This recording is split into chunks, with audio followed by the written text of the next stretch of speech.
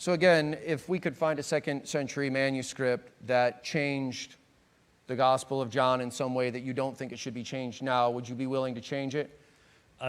Asked and answered. I just answered that question. Okay, so I suppose it's a yes. The reality is that there is an assumption, a hidden assumption being made that you could have a second century manuscript that has no copies that had nothing to do with the transmission of the text over time. And we have not yet encountered anything like that.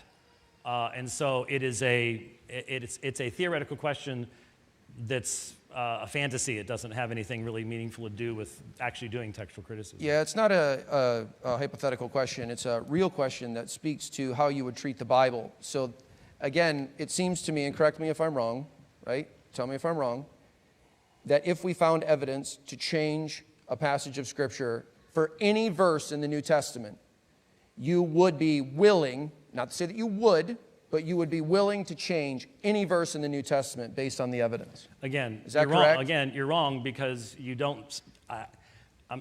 With all due respect, having read your book about poking the bear, I don't see that you've ever done textual criticism, and hence you are making up fantastic theoretical ideas that don't work in the real world, because we are talking about how a text has come down to us, and it's come down through multiple lines.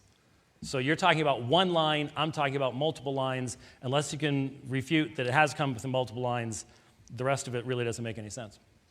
Yeah, so I guess I'm just not going to get my questions answered tonight. So Dr. Riddle asked you this question before. You gave a similar answer.